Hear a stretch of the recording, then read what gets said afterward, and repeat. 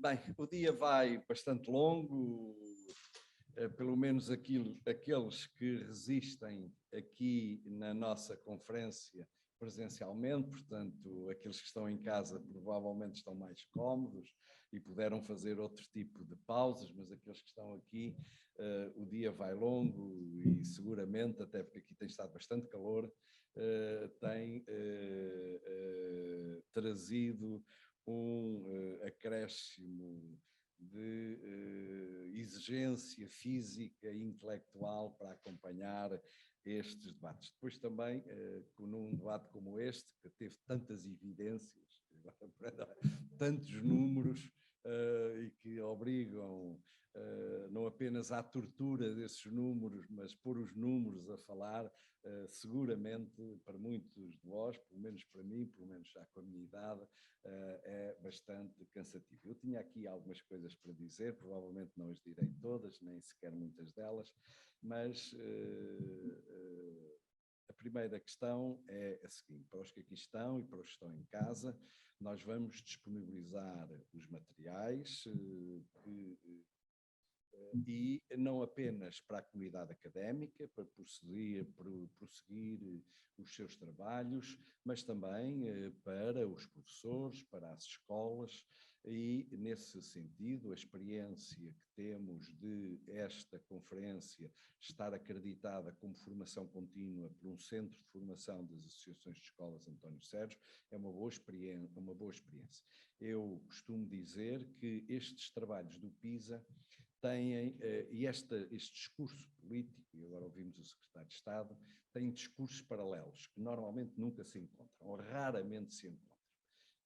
E o que é que são estes discursos paralelos? Há pouco já não está aqui connosco, mas falava com o diretor do IAV e com o diretor anterior, que acompanharam. Aliás, nós tivemos aqui 4 diretores do GAV e IAF que acompanharam aqui, mas eu conversava com eles e dizia que tem sido a minha tese, forte hipótese, que é mais do que uma hipótese, que é uma tese, de que os discursos são paralelos. Nós temos um discurso político, mediático, que apresenta os resultados do PISA, temos um discurso académico que raramente analisa os dados, que raramente tem a ver com esse discurso, e depois temos o discurso dos professores, que ignora por completo estas questões. Não há, os dados não são trabalhados, e portanto, lembro-me que em Brasília, aqui há uns anos, defendi que uma estrutura como o CNPq ou a CAPES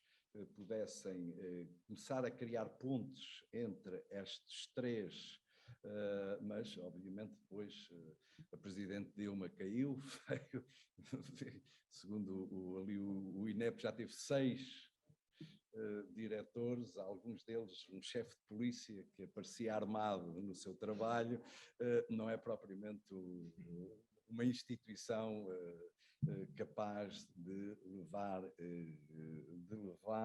por diante. Mas, portanto, eu dizia, nós vamos disponibilizar estes dados e estamos disponíveis para ajudar a fazer essas pontes. As pontes com aqueles que, no plano administrativo, do alto escalão da administração, trabalham estas coisas, no plano dos professores e da formação de professores, no plano, e temos aqui ainda o nosso colega Gil Nata, que tem um projeto em curso, financiado pela FCT, e que trabalha uma das questões essenciais, que é o problema da equidade, e em que medida é que muitos destes dados ajudam-nos a trabalhar um conceito que desapareceu. E a professora Ana Benavente, se estivesse aqui, desapareceu. Democratização do ensino, da educação, das aprendizagens. Foi um conceito que desapareceu, foi substituído por outros. Portanto, dizer-vos que, inclusive, a conferência, o depoimento da nossa colega Camila Adem será disponibilizado. A Camila Adem é seguramente uma das mais brilhantes académicas, investigadoras hoje que trabalham o PISA, com alguns conceitos marcantes. Aliás, o Vítor, na sua apresentação inicial, apresentou um conceito, quando for nos livros, bem interessante para nós compreendermos até as razões por que Portugal está no PISA. Eu volto àquilo que eu preparei, que é um pouco o que foram estes anos, não apenas estes anos, no meu caso, trabalho isto há bastante mais de uma década e, em alguns casos, tenho vindo a produzir, e há pouco, com um grande espanto, vi que aqui os nossos colegas franceses, pelo menos, tinham, mas, portanto, aquilo que escrevemos não é totalmente, referiram e conheciam alguns desses trabalhos. A primeira questão é esta. Mas para discutirmos isso, temos que ver o que é a OCDE. E não é indiferente quem produz. A OCDE tornou-se hoje o principal think tank nas questões de educação. Não apenas nas questões de educação, na economia, e, portanto, transformou-se no elemento que fornece os dados, que fornece as análises, que é o Roger Dale que diz isso nos seus textos, formula os problemas. E a importância de formular o problema quem está na academia sabe, é decisiva. Às vezes, mais do que dar a solução, dá a fórmula, o formular o problema. E formular o problema é controlar a agenda, é controlar o que é que se quer investigar. A OCDE é uma organização de natureza económica ligada ao desenvolvimento económico, foi criada para administrar o Plano Marshall, que esteve fundamentalmente ligada às questões da produtividade. A questão da educação é incluída quando os países ocidentais se apercebem que os soviéticos tinham colocado o Sputnik e desenvolvem todo um conjunto de ações que associam a uma teoria emergente de enorme poder explicativo, a teoria do capital humano. E, portanto, constroem uma argumentação teórica centrada nesta narrativa. A preocupação com o crescimento económico, porque aqui desenvolvimento económico é fundamentalmente crescimento económico, a questão da competição na altura leste-oeste, leste-oeste e uma estreita ligação das suas opções com a teoria do capital humano. No caso, e no segundo caso, tenho 2 artigos publicados, já tinham alguns deles, tinham sido publicados em português, mas agora com um certo tratamento foram publicados na Pedagógica Histórica, que é uma das principais revistas de História da Educação, sobre o período inicial até 74 e agora depois num período já posterior ao 25 de Abril, que aliás foi referido há pouco. Portanto, a primeira grande questão é que a OCDE, na sua origem, não é, por exemplo, diferentemente da Unesco, as suas preocupações de natureza humanística estão quase sempre ausentes. Estão quase sempre ausentes. E, portanto, são abordagens de outro tipo. Segunda nota que eu gostava de dizer, eu penso que isso foi dito aqui, mas eu queria sublinhar. O aparecimento de surveys como o PISA não foram consensuais na OCDE. Foram objeto de grande disputa, que levaram inclusive a demissões no seio da OCDE e à ascensão de uns e de outros. Como eu disse, nós aqui tivemos, num projeto anterior, fizemos uma entrevista em profundidade à professora Maria do Carmo Clima, já desaparecida, que participou nos anos 90 em muitas destas discussões, nomeadamente na mais importante, que é uma reunião que se realiza em Washington, e, digamos, acompanhamos esta forma e que hoje é conhecida em alguns documentos. Eu penso que o Romualdo Normando tem tido alguns textos, e há pouco referia que o anterior diretor, o Bottani, admite-se, e há um conflito muito grande de passar um tipo de abordagem centrada nos inputs, nos contextos, para uma construção centrada no output. Esse output é a partir do conceito de literacia, que vão buscar a educação de adultos, nomeadamente com uma influência muito grande, para quem se interessa por isto. Há um norueguês chamado Eid, que foi um alto funcionário da OCDE, que descreve com muito pormenor como é que se encontra o ovo de Colombo, do conceito de literacia com a ideia de que esses outputs podem ser liofilizados, ou seja, descontextualizados da língua, da cultura, para construir um mundo real. Quem interessar, é um texto muito interessante que foi de uma conferência de um senhor chamado Eid, não sei se ele ainda é vivo, mas em que ele descreve com muita pormenor como é que isto foi no interior da OCDE, que na altura tinha uma larga influência de técnicos superiores dos países nórdicos, tinha uma larga influência de técnicos, e que como esta discussão se realiza. Este tipo de surveys, e particularmente o PISA, vai transformar-se no principal elemento de regulação para aquilo que o nosso colega finlandês designa, o Sahlberg, designa de Global Educational Reform Movement.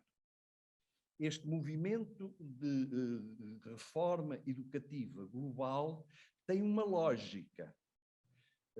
Aqueles que se interessarem por isto, é muito interessante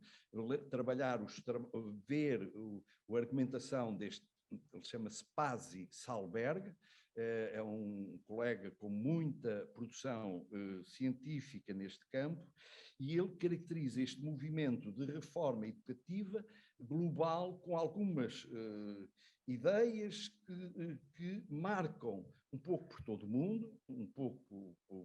mundo, este movimento, chamemos de reforma global.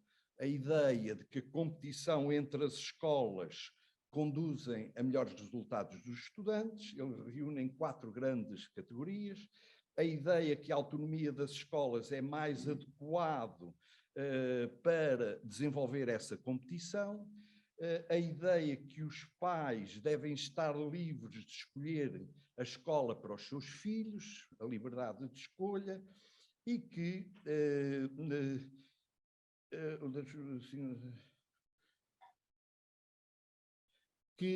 os currículos e a comparação deve assentar numa informação, numa escolha informada na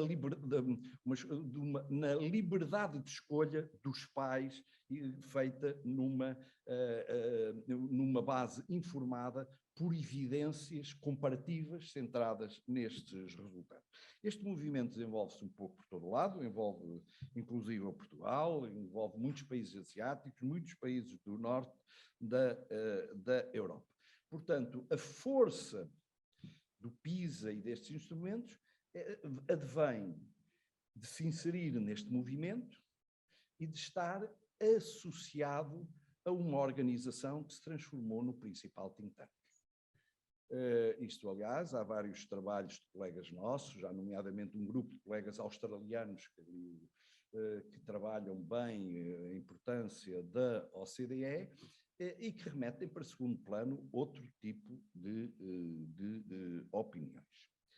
A outra questão que eu gostava de referir que é o seguinte: porquê é que isto é tão poderoso? Há um colega, eu referi no início, há um colega americano, mas de origem chinesa, o Zhao, que faz uma pergunta: mas como é que um teste, ele não diz desta forma, mas quase, tão mal feito, isto é, com tantos problemas de natureza técnico-metodológica, comparado com outros, nomeadamente os que são produzidos na IEA, adquire uma força tão grande? ele num dos seus textos, que é salvo erro de 2020, coloca esta questão, sem esta falta de rigor que eu estou a colocar, mas basicamente o que ele quer dizer é assim, o que é que acontece? Porque é que isto só pode ter a ver, como eu disse de manhã, com o peso e o poder das organizações, mas não só. E era isso que eu agora aqui queria acrescentar. É que estes instrumentos têm a mesma têm uma fonte teórica extremamente poderosa.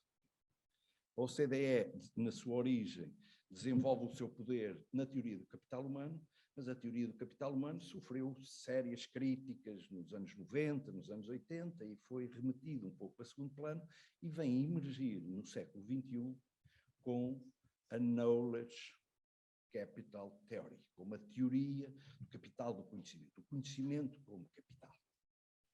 E a OCDE, em 2015, num livro que é tornado, e que tem um prefácio, aliás, do Schleicher e do diretor adjunto da Unesco, pega na teoria do Anushek e do Wassmann, um alemão, um americano e um alemão. Aqui o Romualdo há bocado fazia uma trajetória científica e pessoal do Anushek, e que pega na teoria que Anushek e Wassmann realiza e transforma na justificação disto. Que a teoria é interessantíssima, porque é uma coisa que é transformar uma realidade complexa em duas ou três coisas que são compreensíveis por quem não quer ler mais do que uma página, e que basicamente assenta nesta ideia. Há uma relação muito estreita entre o capital cognitivo e o desenvolvimento do PIB. A grande questão que se coloca, eu estou a caricaturar um pouco, mas isto é um pouco mais complexa, a grande questão que se coloca é como medir o capital cognitivo. E como é que eles medem o capital cognitivo? Com os dados primeiro do TIMSS e depois do PISA. Com os dados primeiro do TIMSS e depois do PISA. E, a partir daqui, constroem um modelo em que incrementos no capital cognitivo, medidos pelo, por exemplo, o PISA, dão incrementos no PIB. Eles levam isto para um estudo que fazem para o Sudeste Asiático, e a União Europeia, a Comissão Europeia, encomenda-lhe um estudo para a Europa, que está na base agora do chamado do PRR português, dos planos pós-Covid, e que basicamente dão uma coisa que é para os decisores políticos apaixonante e simples, só que na academia ninguém acredita que isso possa acontecer, não é? É que se eu incrementar 5% nos resultados do PISA, vou subir não sei quantos por cento no PIB. Eles fazem esse estudo para todos os países da União Europeia. E, no fundo, vendem a ideia de que há uma relação direta entre uma coisa e outra. Quem quiser analisar isso, há uma bibliografia imensa, há desde os autores, nós neste livro que aqui estamos, eu nas conclusões tenho a referência de autores, por exemplo, que fazem aquilo que o Vítor no início referiu, que é, pegam nos mesmos dados do Anushek e do Wassmann e dizem que não são bem assim, que aqueles dados encontram uma série de erros e de correlações, até outros que põem em causa a própria teoria. Portanto, ou seja, estes dados e esta coisa é muito apelativa para a decisão política pela sua ligação a esta knowledge theory. E que tem acompanhado depois de todas as ideias de uma economia do conhecimento, de uma sociedade de conhecimento, etc. E o que tem de novo nisso é que aparece a medir, a mensurar e a fazer extrapolações. Isso é extremamente poderoso e transforma estes instrumentos que são gigantes com pés de barro.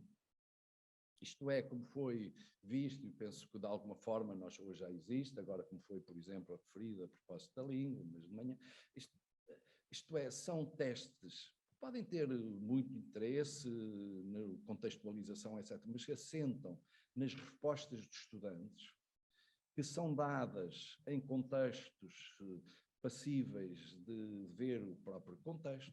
Nós, por exemplo, uma das hipóteses que colocamos é aquilo que nós a brincar entre nós chamávamos o efeito Ronaldo, é que naquela questão do 2006, a questão que o Gil Nata colocou ao João Costa. E do trabalho que fizemos de campo, penso que o Vítor Rosa, nós fizemos alguma coleção de entrevistas, depoimentos, foram anos em que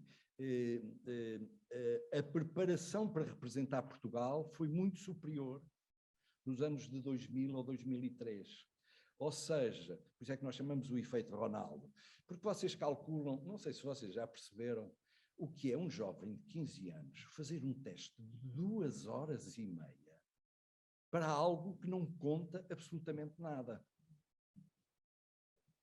O que é que isto significa? E agora, o que é que acontece? Os aspectos culturais emergem logo, sem necessitar de muito trabalho empírico. Sociedades muito hierarquizadas. Por exemplo, algumas sociedades asiáticas. Sociedades que saíram de regimes autoritários e fortemente hierárquicos, onde os estudantes têm uma presença em sala completamente diferente do brasileiro ou do português, ou isso, e, digamos, a forma como vão responder a 2 horas e meia de teste é completamente diferente. Aliás, começam a aparecer alguns estudos, nós encontramos na revisão de literatura, salvo erro, 2 ou 3 trabalhos, que mostram a relação entre resultado e concentração para resolver os testes. E, portanto, quanto mais se mobiliza os estudantes para longas permanências a responder, melhor os resultados. Encontramos 2 ou 3 textos que começaram a aparecer a relacionar isto. Portanto, independentemente, porque nós encontramos também nas amostras, não apenas a questão que o Gil colocou, mas encontramos também que nas amostras de 2000 e 2003 há 30% de crianças de 15 anos, jovens de 15 anos, que não estão no ano certo, isto é, que tinham reprovação. No de 2009 já são 10%, ou à volta de 10%, é 1/3. Portanto, e nós sabendo que os jovens que estão no ano e idade certa, estão nomeadamente no 10º e 11º, têm melhores resultados, e no caso dos portugueses até estão acima das médias da OCDE e têm bons resultados. Portanto, há aqui muita coisa que tem. Mas isto era para dizer, e para me aproximar do fim, que e na nossa reflexão, e obviamente agora aqui, tendo este aspecto não apenas do que investigamos empiricamente, mas também os debates que nós realizamos, são instrumentos com muitas limitações.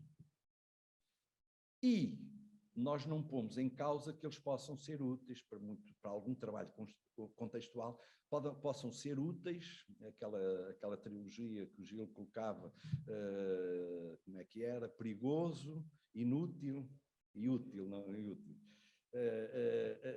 No sentido, se for ultrapassado, nomeadamente a questão do perigoso, que o próprio João Costa agora colocava, que é o pegar naquilo e transformar numa league table, ou num ranking.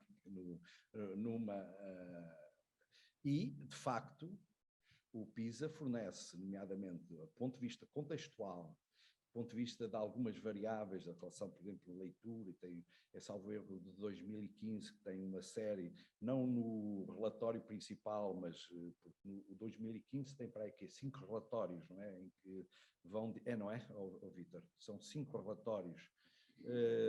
Tem um trabalho imenso que normalmente não é trabalhado por ninguém.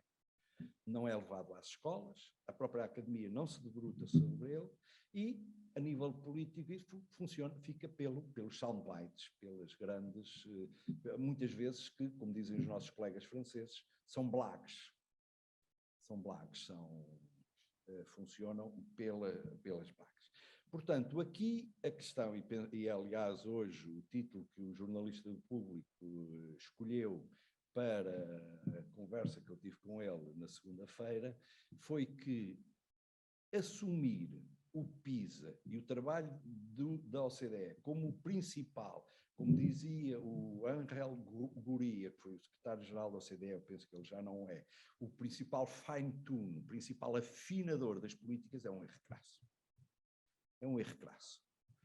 Ou seja, é um erro crasso porque é como se vocês afinaram um carro ou uma oficina com um afinador que não afina muito, que não dá grandes afinações. Que não dá, é um erro crasso. Há aqui uma outra discussão que nós não fizemos, mas que é muito interessante ser feita, que é o papel das avaliações em larga escala na regulação. E também o equilíbrio entre os low stake, entre este tipo de perguntas e aqueles que contam para o exame. Essa é uma discussão que quem formula políticas públicas e nós, educadores, devemos fazê-lo. É uma discussão teórica, é uma discussão, mas é uma discussão também prática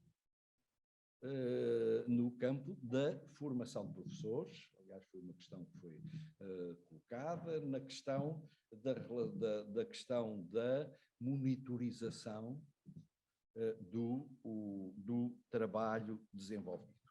E, portanto, a última reflexão que eu deixava é a seguinte: a importância de encontrar outros espaços também de debate e outros espaços de influência.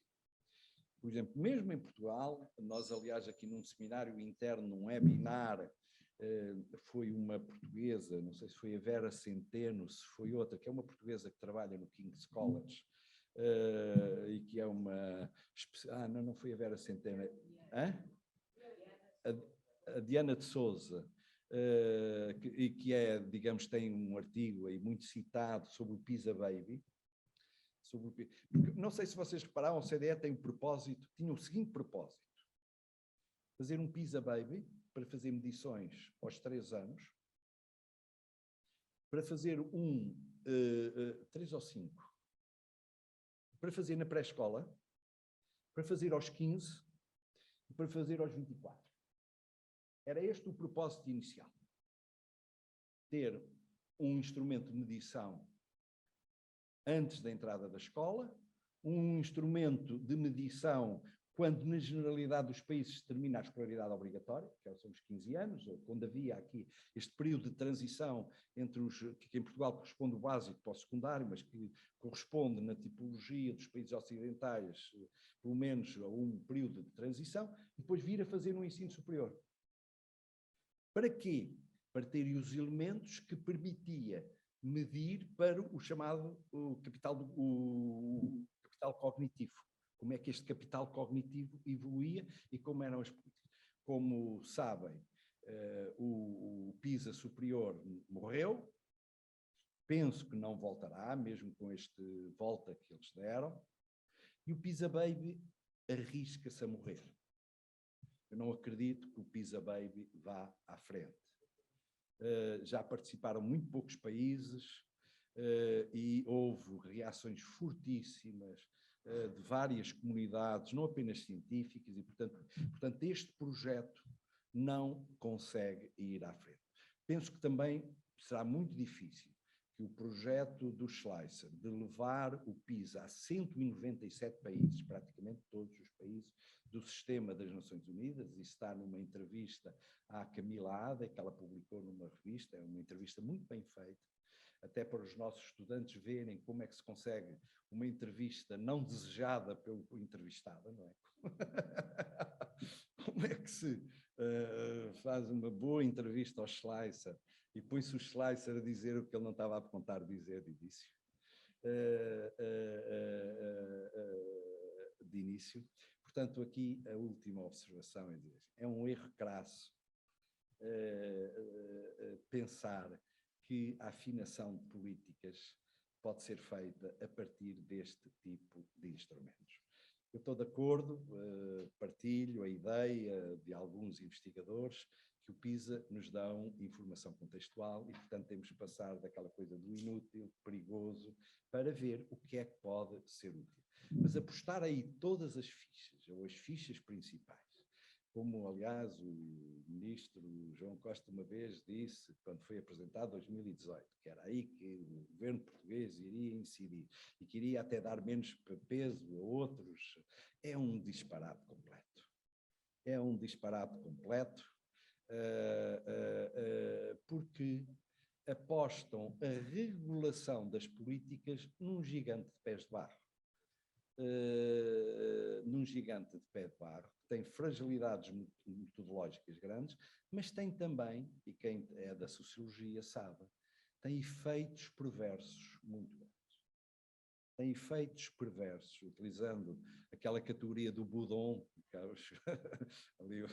que nós aprendemos quando coisa do Boudon, tem efeitos perversos no currículo, tem efeitos perversos no que é importante, E, neste sentido, o meu último apelo, nomeadamente para a comunidade académica, e que, no meu caso concreto, sou de alguma forma um destes investigadores da área da educação comparada, e nós, no contexto das sociedades de educação comparada, e nomeadamente do World Council for Comparative Education Society, que é uma revalorização de outros espaços, incluindo da nossa preocupação analítica de trabalho, e nomeadamente aquele espaço que foi subsumindo a sua importância, mas que precisa ser revitalizado, a Unesco.